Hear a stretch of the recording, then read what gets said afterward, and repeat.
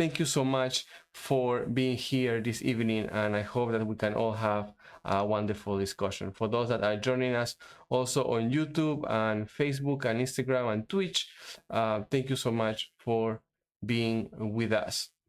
Feel free to please add us there in the comments and let us know where you're coming from, where you are watching us from, so we can give you a shout out where you are.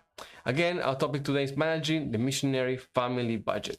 So I will start by saying that how we manage our finances is something very important, and how we use the money, especially if we are working in the mission field, paid for by the church. As you know, some of my background is that I am a theology graduate from Andrews University and an administration graduate and master's from AUP in the Philippines. I have worked over 14 years with the church in different continents, and that's how I came to Thailand to work for Asia Pacific International University as the marketing director. And after that, we decided with my wife that we wanted to continue in the work of missionary, and we feel that God called us to work independently for a while. And that's what we have been doing for the past 2 years. And God has blessed us tremendously. And many of the things that I will share with you this evening are parts of those experiences that we have lived in the past 2 years. How our experience here has helped us, and how we can share with each other the blessings of God. First of all, I want to let us know that God has a plan for us, that God has devised for us to be prosperous and for us to have many blessings. In the Bible, we have numerous accounts where God says that we need to serve the poor, to help those in need.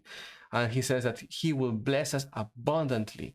And there are those promises in the Bible about blessings and care and love and greatness. At the same time, there are those warnings about loving the money, about money being the source of all evil, about careful of the rich, because it's very hard for them to get in the kingdom of heaven. So there is a fine line between managing our money and living for our money. One thing that I heard somewhere, is somebody said, I don't worry how much money I make, but how much my money makes. And it is something that is interesting for us to change our mentality, because it's easy for us to fall in a world where money and what we have, our conveniences, become primary. And as ministries, as missionaries, we are to be very, very careful with this, because we have needs. We have financial needs. And if at any moment we start to care more about our finances than the work of God, that can hinder the blessings that God can give us. Generally speaking, I think that sometimes we feel that we ought to be poor. And we have to be careful, because those analogies of thinking about being poor, being wealthy, being well off, having money, it is a matter of perspective, because it's how we live our lives and how society and how sin has made us see that we need so many things here and there, that we need to accomplish a certain standard of living, that we need to show how God has blessed us, to live for other people, to start caring about what Joe Doe says, what living for the Joneses, as somebody said.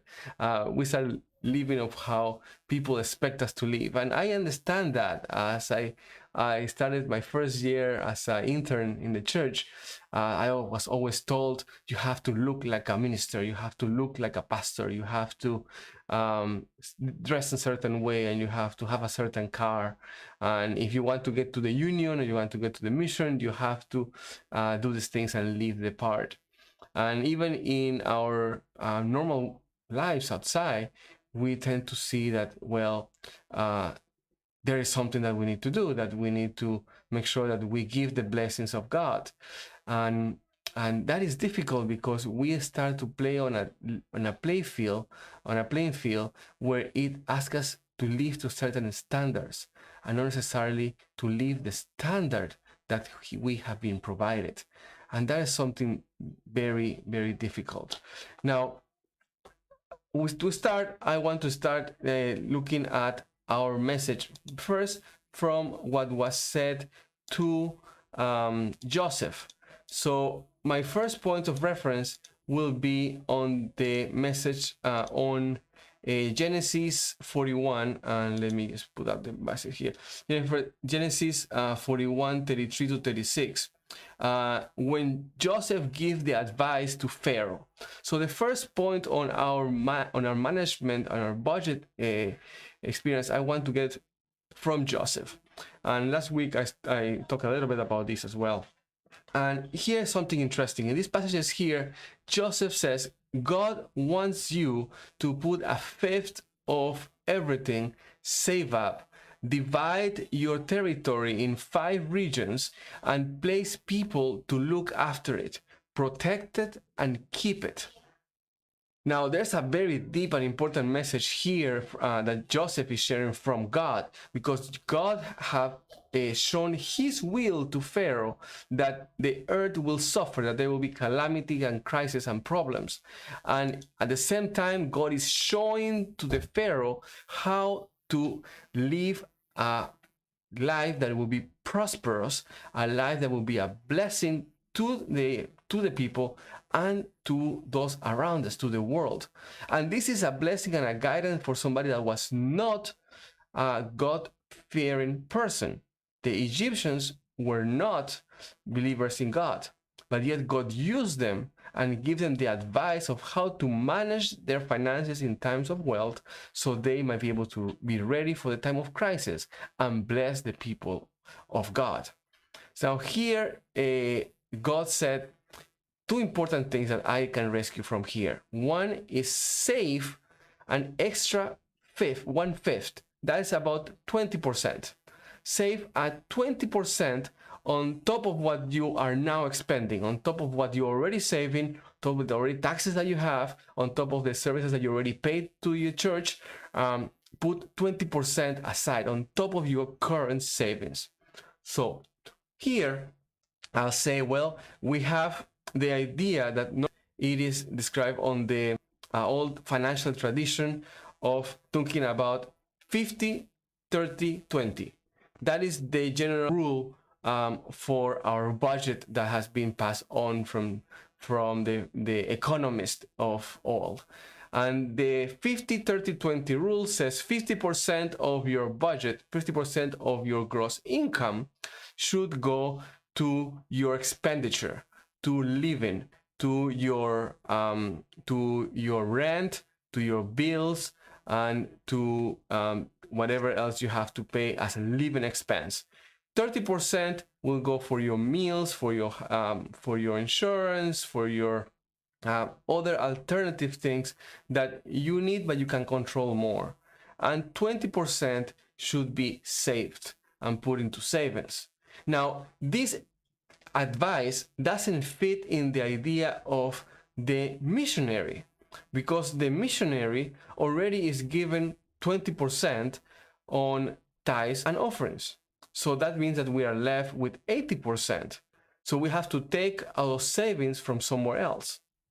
And really and truly, if we follow this advice, then we're gonna end up every month using all of our income and everything that comes in to pay out bills and to live that kind of life, which it is where most of us are. According to a research in the United States, for example, 75% of Americans will go bankrupt if they have to spend $1,000 on medical bills out of nowhere. So that the average American have a savings of $400 in the bank, and that is in the United States of America. I imagine that something similar might be happening here in Asia and around other parts of the world. Savings up to this point have really been one of the secondary things, or even third or fourth in our list, that most people will think about. Let me just, okay. And that is the reality where we live in. Now, on this area, I want to change our idea of what this can be. And for that, I want to suggest a different point of view. And I want here to share my screen so I can share an idea that I have been working on, and I hope that you can follow through with this. Let me see. Oh, okay, perfect. So here I have the budget, so the family budget. Now, one of the challenges here is that where our sources of income come. So on our sources of income, I want to look at what Joseph said, is divide all your territory into 5 different areas. And I will, for me, that will be divide your income, divide all the things that come into our bank account in 5 areas. I will say have 5 different sources of income. Sources of income that we can have is 1, our salary; 2, our wife's salary; 3rd, if we have some kind of investment, if we have a house that is for rent, we have a room that have for rent, or if we have a book that we have written, or we have a course that is online, or we have some other side business that we might run, or my wife's good bag, or our family can have, and we have another source of income. We might have also a pension. We also might have an investment account somewhere. Those are the different sources of income that you can have, and how you diversify your income will help you to really see if there's a problem with one area or one source of income or one territory in the story of Joseph. Then the other sources of income are there for you to be safe. So one is for us to understand our ideal idea of income. Income is every single cent that comes into our bank account, every single cent that we can have into our pocket. And as missionaries, we should try to diversify as much as possible, and with the areas that are allowed within our mission field. Depends who we are employed by, and we can diversify those sources of income from smallest to biggest, and it's good to have. One of the teachers I was mentioning earlier also said, while you are in university and choosing a partner, those of you that are studying college, that look for a partner that will also complement you financially. See what investment you can also generate an income.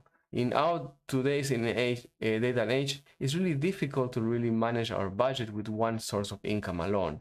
We need to have at least 2 or 3 sources of income to really advance into our ministry or life that we want to have. And this is where having a wife that can have a stable source of income will benefit from it. So when we think about this income, it's about all the monies that come in. In my family, in my experience, it has been best for us to combine our incomes. It has been advised that the income from our wives or from us, that before we put that income into the family, we take a little bit of that for ourselves. And that's our personal savings or our personal money. That could be also there, or you can take that part out after into the family budget. As I want to show you here, let me see if I can go back to my original file. Let me see if you can.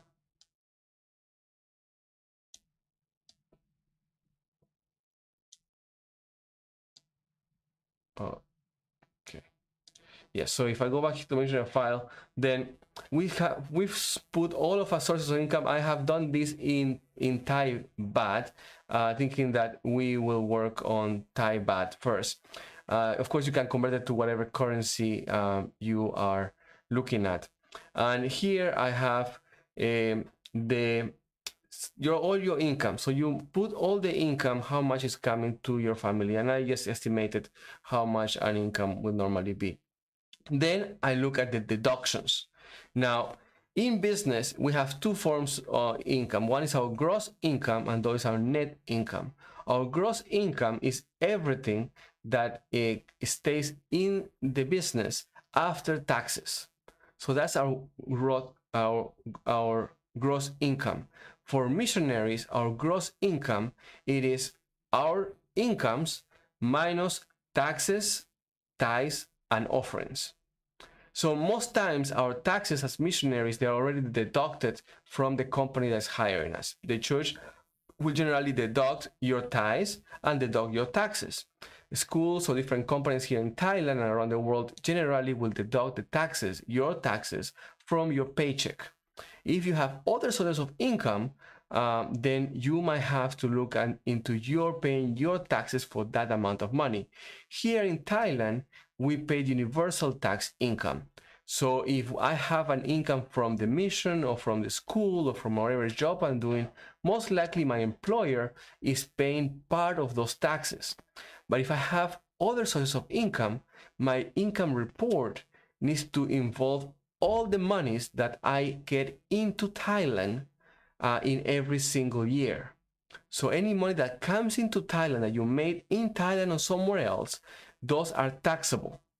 So if your company or your church or whatever employer you have is taxing or is paying your taxes, let's say for 500 or 600,000 baht for the year, and you have made another sum of money apart from that, then you need to pay your taxes separately for that.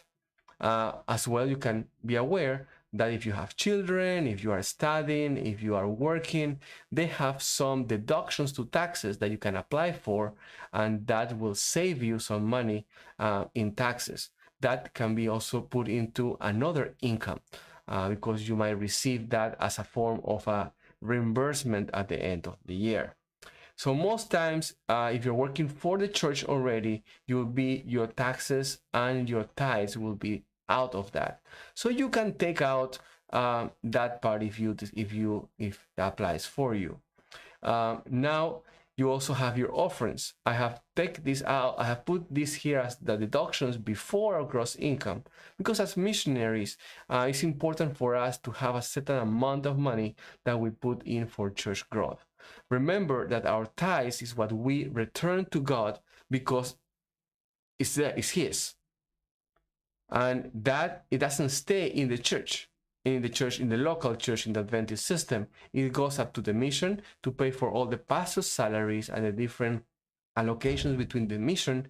And apart from that, goes up to the union, where it pays the union workers and all the missionary and evangelists of the union. And apart from that, goes to the division, and so on until the general conference, who will pay the general conference workers their expenses, and then the money will go back to evangelism in specific sections or areas in the world. So our tithes are really covering the work around the world. They are not part, or they are not advancing the work in our church, our mission area that we're working in. Our offerings, on the other side, they largely stay in our territory, stay where we are working. So as mission, okay, that amount of money to stay in the church. Now, my grandfather, he did something very interesting that I really copy from him, is to have an offering, a percentage that will go to my church as offerings, and use as offerings personally. So I'll have my second offering that I will share, I will use for a different area when somebody needs help in the church. But that is percentage that comes after what is required of me. Also, you might choose to have a second tithe. That is completely up to you. But the gross income, it is there. So our gross income is where we can really separate our budget. I prefer to do it this way because it gives me a clear vision of what money is available to me. Some people will put the tithes and the offerings as part of your budget. And that for me will mean that it is something optional as an area where I can save in as some of the budget items. But I hope that I can take that before that happens. Now, after I have my gross income, now here is where our 50-30-20 rule changes. And here is where we say, as missionaries, we need to be able to have a nesting egg, or to have financial freedom, or financial ability to move financially in different ways as God called us to do it. So here I will propose that we put 42% of our gross income for savings and investment. This is for us to put in first our savings, to put in first the money that will help us towards the future, especially for us here in Thailand. Thailand doesn't have a retirement plan for foreigners. So if we are expats here in Thailand, we are not receiving a retirement plan. It's not a retirement plan in the church or in the country that we can do. So it's important for us to either pay our retirement plan back home or have our retirement plan in savings and investment. And that's a little bit of what we spoke about last week, and we'll speak a little bit more about it next week as well. Savings and investment. And then 20% should be used for our apartment and our house. So the important message here from God is that we need to pay God first. We need to give his tithes first. And what that does to us is to help us to live between our means, to help us to see what kind of life I need to live to the best of my ability, and really rejoice in that lifestyle. My goal personally has been to set up a lifestyle, a budget every month that will reflect my lifestyle and will allow me to serve those budgets with the savings included, and that regardless of how much money I make or how much money increases month to month, I am not waiting for money to enjoy my life or to enjoy what I have, but rather I'm enjoying what I have and waiting for money to give me that peace of mind in the future that allows me to serve to the best of my ability. So the 20% rule will give us how much we should be looking at spending in rent. And we look at the rents here around Bangkok, for example, and we see that between this budget line, if you are in this bracket, it's going to be very difficult for you to find an apartment for a family unit of two with 6,000 baht. But it is not impossible. It is something that is doable. We need to really see what we need and what our long-term plan is and how we can do that. Our food as well, 10%. And here as well, for a family of two, 3,000 baht per month is something that is difficult, or might be difficult here in Bangkok, but it is achievable. It is possible with careful planning, and we'll go into it later on.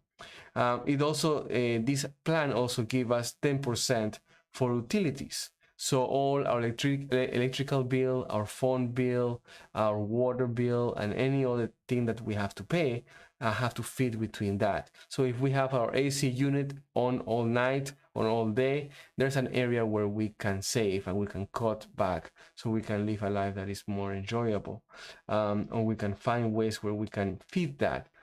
Sometimes our internet bill can climb quite high if we're not looking at how much we are spending and how much we are using.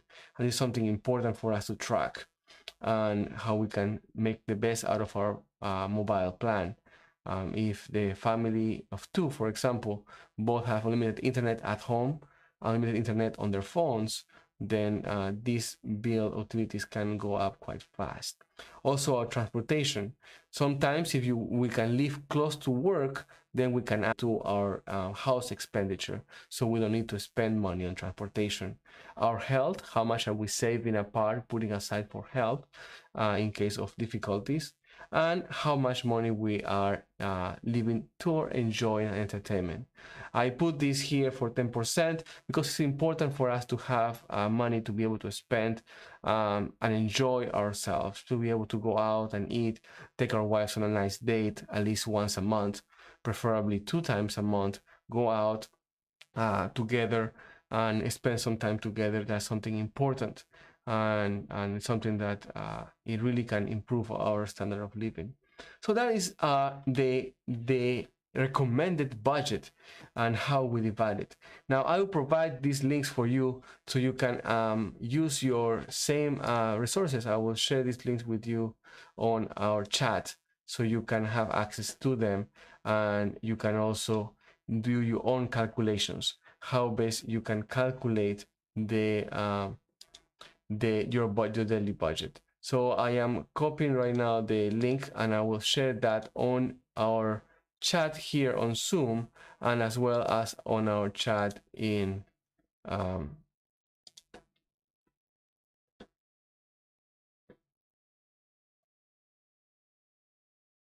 Okay. Um, so we can. So is my link here on the chat and also on Facebook, and you can access that link. But here I would like to ask if there are any questions, anything that somebody would like to ask, would like to share, any comments there on the chat, on Facebook or YouTube, or here on Zoom. Any comments, any questions that you would like to add, please feel free to open your microphones and share.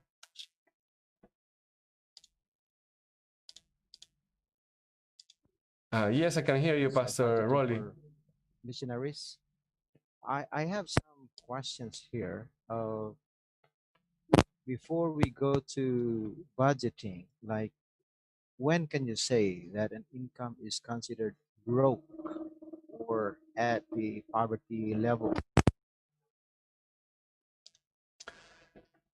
The from from the biblical perspective, what I have gotten, Pastor, is that it is about perspective. Because although the world here will put a minimum income here in Thailand, for example, is 300 baht per week. No, 300 baht per day. That is the minimum income here in Thailand, for example. And if you are below a certain threshold, 100,000 per year, I think you are eligible for example, for subsidies and help from the government if you're a Thai citizen or resident. So the world has put standards for us to say we are poor or we are on the poverty line. But with my experience, Pastor, I think that that is perspective. I have been blessed by the opportunity to live life with 4 or 5 different sources of income, where I have been able to say, I want to spend any money I can use, I can do it at any point. And I also have been to the experience where I had, when I was living in Philippines, for example, that I had only 20 pesos for the whole week or the whole month sometimes. Oh, the whole week was my worst experience, was 20 pesos for the whole week to eat. And that was all I had. And we went through difficult times when we were studying there in the Philippines. My wife and I, both of us were studying there and had no income. We were living out of our savings and our investments. And there were times where we had nothing. And I'll say it taught us that we could live very well with God's help. And it's all about perspective. That's why I say that those experiences helped me to really have a perspective of life that we can live increasing our savings. So in that time, from my experience, it's not how much I make that determines how I live, but how much I can save. So if I cannot save any money, I know that I have to. I am in a place where I need to improve, where I need to find other sources of income. Um, so I like to look at it from the opposite perspective. Normally, we are told that we need to live in the standard of life based on how much money we make. So, okay, I make 30,000, I will live like I make 30,000. Or I make 10,000, I'll live like I make 10,000. And when I make anything more, I live better. I believe on the opposite should be true for us missionaries. We live a specific standard of living, and whatever money comes in, more than that, is for the glory of God, for savings, and whatever money comes below that will just help us to push us to really try to adjust how much we spend. So it is possible to live on a small budget. And I remember in the Philippines, for example, when I got there the first time, I learned that some of the teachers in AUP were making 8,000 pesos per month. And I was like, how a family of 4 can live with 8,000 pesos? And that helped me to really understand how to manage my money better. You know, I don't know if that answers your question, Pastor, but that's from my experience. I think that helped me a lot. We can Uh, live within our means.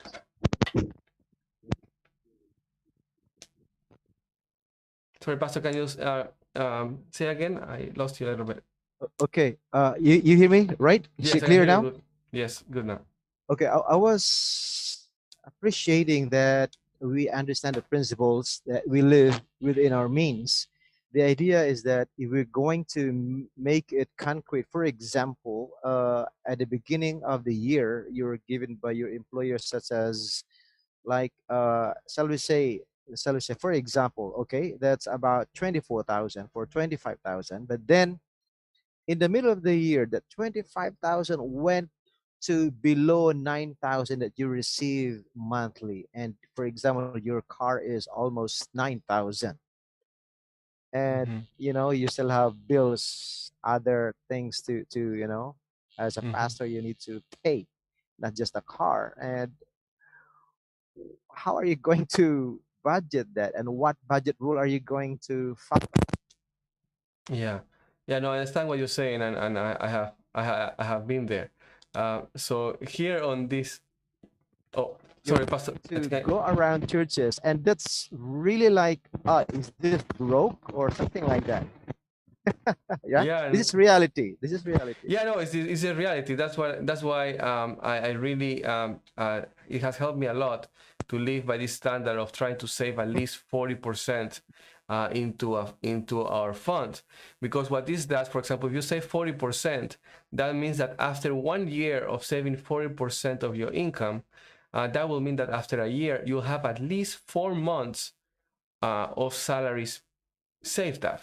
So you have a nest of 4 months. So you can lose your job, and for 4 months you have enough savings to keep you on 4 months. So that's why I said I keep my standard of living 40 only on 60% of my income, to try to do that. And really and truly, it is, as I mentioned, for me it has been perspective, because I have lived in every bracket of standard of living you might can imagine. I have lived in the highest standard of living, traveling every other week, when I have You lived in mean a very the low standard of living. you mean the expenses about 60%, and The you expenses, have yeah, you other try to things live with like, 60%, yes, and even that for you can lower. expenses, Yeah. and you have like also savings and investing. Like, Eh, for example, if you're poor, some people.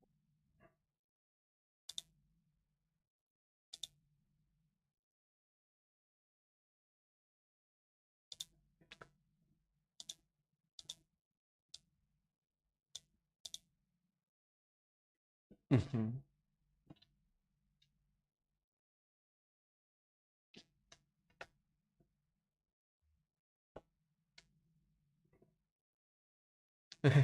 Yes, if we are broke, well, there are going to be times where our budget will not be enough. And you see here on the right column, I put an example of what normally looks real.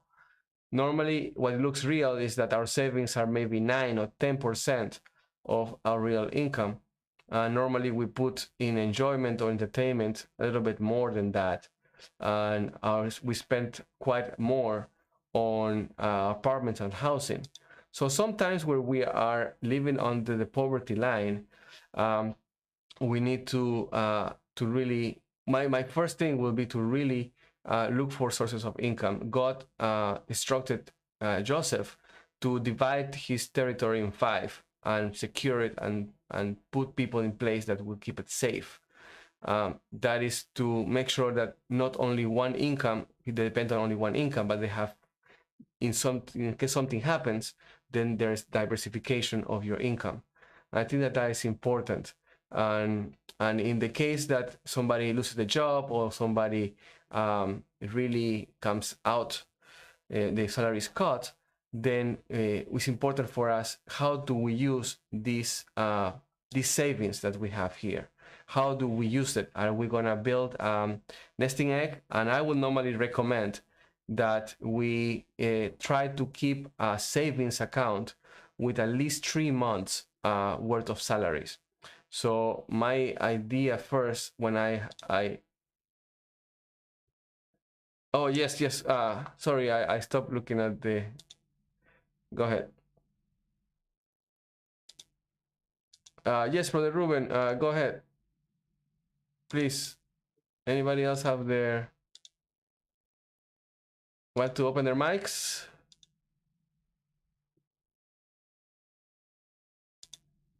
We have somebody here want to share?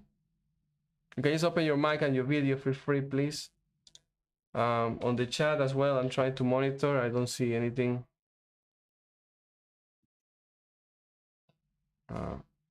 So, what kind of rule do Chat as well, you I'm trying to monitor. I don't see follow anything. in budgeting? Oh, Do you in have a name for that, this or one it's here that just I shared, it is, I took this one out from the 40-10-50, 40, right? 10, 50? 40-10-50, yes. It is, this is, 40 means expenses, 40 in savings. So first you take out your savings. saving. Yes. 10% for your enjoyment, for entertainment, and 50% for all your expenses. Do you find the budget for enjoyment biblical? Like, God will supply all your wants, right? Well, enjoyment, it is, what do you find enjoyment? Because as missionaries, oftentimes my enjoyment is to be able to share with others. So you can put parts of that, for example, to distribute food, to distribute tracts, to pay for books. Also, maybe your enjoyment can be taking an online class, doing a certificate. And for me personally, if you are married, you have to put part of that enjoyment to go on a date at least once a month, even if it's only walking around and buying a 10 baht ice cream from 7-Eleven. It's important to spend a little bit of that part on building your connection with your mate. So I call it enjoyment because God in the Bible doesn't talk about fun, but he talks about joy, that we are to have joy in him, and we need to put part of that budget to have that joy, whether it is serving others, whether it is with your family, or whether it is in growing personally. It's important to have those finances there. No. Thank you. There's another question by Gary. Is there another question on Facebook or YouTube? Right here in the chat room. On the chat room. Oh, let me see. What is your suggestion on how to diversify our income if we are in the pastoral ministry? Thank you so much, Pastor Mary. Yes, for as pastors, we were talking about a little bit last week about this, and we'll talk more in detail maybe next week. We'll talk a bit more about sources of income and also expenditure. I have two topics that I'm not sure about next week. Maybe I can give you the opportunity to choose. I have one is to how to save. So I have I'm trying to put together a presentation to show you how I save money, for example, on my groceries or on my bills, on areas where I can save, and maybe you can share yours as well. Or I have another one which shows you a little bit about my diversification of income, how you can have different incomes. But in general form, one of them is having an investment account. So if you save, for example, let me pull up here something. Let me show you something. I have here an example of an investment account. So one area that we talked about last week was investment. And I do my investments in US dollars, so maybe that will be easier here. And this here is my investment account, for example. This is what I do with C7, Community 7. This is the company that we have created here in Thailand, and is using the financial market to create income for missionary and evangelistic work. Right now we are starting, and our system are currently returning average at about 1% honorariums per month. So let's say that this is so, and you invest only 100 US, that is 3,000 baht. Let me change it to baht. 3,000 baht, right? And you put that money into a fund that will be invested for you. That will yield a return. In 3 years, that you'll have a savings of 127,000 baht. In 10 years, you'll have 627,000 baht. And in 20 years, you have 2,400,000 baht. This is with the interest is cumulative. So it goes on and on. And with this amount here, you are receiving, by your third year, you are receiving roughly about 2,000 baht every month on income from here. And by the end of the 10 years, let me see if I go down. By the end of the 10 years, of the 20 years, sorry, you're receiving about 24,000 baht on income. This is on an investment account that is managed. It is a managed investment account. We don't have input into it. It's automatic. It works with the financial market. This is what is currently working for us here in Thailand, and that's community7.org. And this is one source of income that is available for pastors. The church has allowed, in my experience, normally for pastors to have the income in the areas of investment, passive investments, and as well as housing rentals. So if you're able to build a small apartment, small room, or even rent a part of your house, that is allowed. If you write a book, and you get income from that book, you are allowed to do that. And also, the other thing that pastors are doing is to have, for example, online an online class, something that you can record and put online, or have a YouTube channel. Something like that is starting to be a source of income for pastors that is allowed. In my general understanding as an administrator, the idea is to have income that will be able to come without you having to worry about it. So any income that doesn't really weigh your mind from the work of the church, that would normally be allowed. Another thing that I have seen many pastors do is what my uncles did was the wives will have a practice. So the wives will work outside of the church and are able to receive higher salaries. And for example, that's what happens with me right now. My wife have a higher salary than me at the moment, and she is paying for my ministry. Or she started paying for my ministry when I started 2 years ago. Now our income have increased, my investment have increased, and we are doing better. But that's one thing. Also, from my uncles, what they did is the wives started to buy a house, and they were the ones taking care of the rental, or have a separate business on the side that the wives will take care of. So those things are ways that we could supplement our income as pastors. And of course, investment is one of those that I will suggest, especially for us here in Thailand, in Southeast Asia, where retirement plans are not really available for us. It's important for us to try to diversify and have a good some source of investment on the market. And we can talk more about it in future weeks. Our time is almost over here. I don't want to keep you too long, but I thank all of you for being here. And are there any other questions, any other comments that you would like to share or to ask? Yes, Pastor, please go ahead.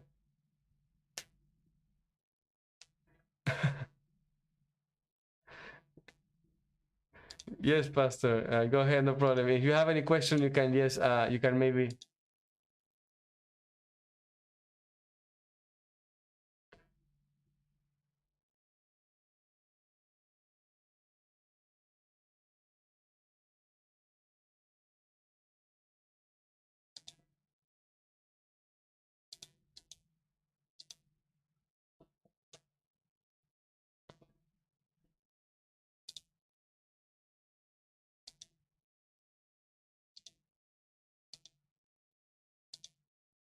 Like for example, on how it is to the idea of like conflict of interest to be implemented, and the word business sounds like weird, or sounds like uh, offensive to the local leaders.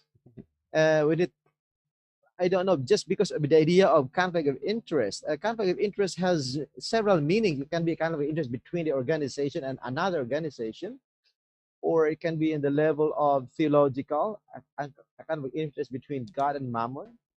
And in today's world, you can see during pandemic, there are many kinds of sources of income in a kind of a passive way, such as stock market and mutual fund. Even in business, also, it can be passive in a sense, like you don't need to, like such as rental that you mentioned. It's actually an investment at the same time. It's a business.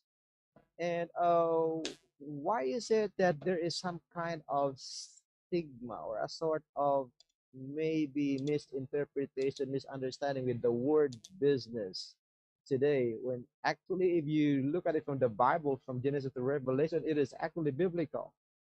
Do you have some light to that one? Well, in my experience, it is something very delicate because the business can easily take away the the vision, the long-term vision of the ministry of the missionary. So that's why I'm saying that as Paul, for example, he went and he made tents. So he put all his effort in making tents. Then he stopped and he went to do ministry. It is difficult for us to run business and do ministry, especially inside the church. So as administrators, I have seen in first sight how difficult it is to run our organization. Our Adventist church is very complex, and administrators have to wear different hats. So I feel it for many of our administrators because it is different hats that they put, and they are not always trained to all the areas that they have to fulfill. And that happens between of the culture that we have built in the church. That a good pastor, if he's a good pastor, normally it will be, oh, the pastor is doing very well, then he will become a mission, he will work for the mission. If in the mission does very well, he'll go into the office or he'll go into the union or into the conference. And not necessarily because we are good pastors, we'll be good administrators. And many times that has happened. And what some divisions or unions have started to do is to put different offices between the organization to take care of different areas. For example, in South America, the unions, the division and the unions have implemented a CFO or CEO that is apart from the president that looks after the businesses of that union or of that mission. So they have, for example, rental properties, and those will be taken care by the CEO, not by the president. He answers to the president, of course, and to the treasurer, but it's a different entity from the mission. It's like a business of the mission that will support the work of the church. Also, our health food factories, most of them now are under the division, but they were a source of income for our field, and they are organized and they are operated by the CEO or the president of that organization. In some organizations or some fields, they also have, for example, marketing departments run by a marketing director who will supply the churches and the schools with the marketing vision of business. Somebody that's trained in that area is not a position that it is nominated, but it is a job. And it takes away the burden of business dealings in the field for the church officers. So those things are being implemented in different fields already in the Adventist Church. The challenges sometimes in our missions here in Southeast Asia is because the work is more. We have more work to do, and we have less resources in terms of human resources, less Adventists. So the Adventists that we have can pull from to the work sometimes are more limited, and finances are also sometimes a strain. So our church is rather prefers to let the money that comes back from the general conference as mission field donations or assistance for the mission field. We prefer to use those rather than run our own businesses. But I know, for example, here in the union, in SAUM in Singapore, they have some very good investments in housing. So they have some houses for rent, and it brings an extra income for the union, which is used for the running of the operations of the union and leaves money for evangelism. So it is something that is important, and I think that we can do a better job. And I think that it's important for us to push in that direction. I like the comment of Pastor Perry in here. Mm-hmm. You might be aware that you know the idea of Robert Kiyosaki, right? In categorizing small business and good business. Mhm. Small business is, you may allow me to share it from Google with the picture, just illustrate the point. You can see this one. For example, in that, Kiyosaki mentions that a small business like less than 500 is the one that takes most of the time of the pathway. It's attractive because you have to be active for you to be able to, so it's not this for you to be able to do that. That business. But if you're in the B side, the big business owner, when you fully build that one, you don't need to be there all the time. In that, the same with the level of the investor, you have all the time to do kegel, you have all the time to do pastoral, you have all the time to even help the church because you have their freedom of time. And that is what about this he said, and nobody has refuted him yet for more than 2 decades already, and that is about the 3% of the world population have. They have the freedom of time in the B side. But if you do business on the left side, that is the one that takes most of the time of the path. And I believe when Paul in Acts 28:30, he had he rented his room in Rome for 2 years. Can you imagine that? That says that he has passive income actually to support his ministry, and in that way, uh, I believe that's apostolic tent making. He's not in the E quadrant like employee tent making. It should be the one that being promoted by ASI, and that leverages our work to have more time. I don't know if that one is in line with a community 7 idea of passive active income that we pastors are to be in the passive type because we focus more on ministering the gospel, that we should not close our eyes from the passive type of diversification, either investment or business in which they will not take much of our time, like an hour a week or 2 hours a week. And at the Mhm. same time, it can prepare us during COVID-19 pandemic, and it will not be a conflict of interest between the organizational goal and even the pastoral work. Yeah. Yeah, correct. And it is something that is important for us, and I think that that is something that we are working on. And Community 7, really what it is an organization that is taking advantage of the financial market and the knowledge of some of our Adventist businessmen here in Thailand to really have some form of passive income or independent income that will come to support our ministry. And on the long run, it will allow also missionaries and pastors to also enjoy some of those incomes. So I'll invite you, if you want to drop me a, a message on my personal, let me see, on my personal accounts. You have here my Facebook, you have my Instagram. If you take a picture of the that QR code is for my WhatsApp, and well, if you're on TikTok, you have my email as well. Yes, you can contact me, and I'll be happy to send you more information about C7.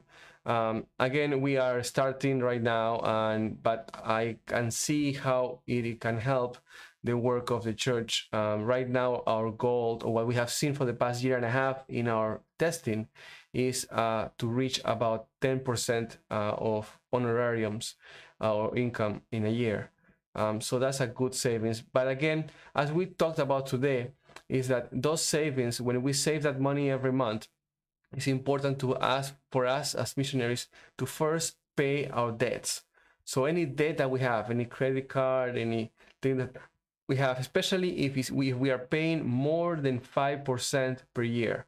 If the interest is more than 5% per year, try to pay that off as soon as possible because that interest is too high. Right now, if you mortgage a house, for example, you're looking at 3 to 4%. If you want to buy a condo here in Bangkok, you're looking at 3% right now on your investment on loans. So those are loans that are okay for us to take. But if you have anything more than 5% interest, we have to try to pay that as soon as possible. Then my recommendation is always to try to have a little nesting egg of at least 1 or 2 months save up. The ideal will be 6 months, but at least 1 or 2 months of your salary should be saved and in a place where you can access it right away. And something is an emergency, you need to have access to cash right away. For example, they call pandemic is back and we have to go and be in isolation for 2 weeks, that you can get that money cash and go and buy enough food for 2 months ahead of time. You need to have that cash in hand. And then after that, then you start to save for the long run. That's why in Community 7, that is the third part, that is the long run. The income, whatever you put into C7, Community 7 as a contribution, there is an agreement between us that the money will be there for at least 3 months. So every 3 months you have the option of withdrawing what you have deposited or your honorariums or your the income that have been put in there. Every 3 months you can choose to continue or you can choose to withdraw. So this middle a time frame that is not something that you will get the money if you have an emergency, but it's a long-term investment plan. As I show you, the plan will be at least for 3 years, where you can have a partial income. My goal in the missionary field, my goal is if I can have on investments that give me 50% of my current income, that is already something that can build a nice retirement plan. For in 20 years, I can retire with my same income at the moment. So that will be our plan. But again, we have a lot that we have to discuss, a lot that we can share. And I thank you all for being here. I don't want to keep you any longer, but I thank you all for being part of this conversation. I hope that you can join us again next week. We are here on Zoom, on Facebook and YouTube every Tuesday at 8 p.m. Bangkok time, and we're discussing how we can live a life of the digital missionary here in Southeast Asia. So I share from my experience, and I hope that you can be blessed through it. I invite you to join us every week, as well as follow us on Facebook and on YouTube, and send us your comments, send me your questions and topics that you would like to talk about, and I hope that we can get to that next week. With that, I pray that God might be with us, might be with you, might give you wisdom, might give you blessings, and might continue to help us to be a light in the darkness. Thank you so much for joining us. May God bless you. Have a beautiful day and a beautiful evening. Until next time.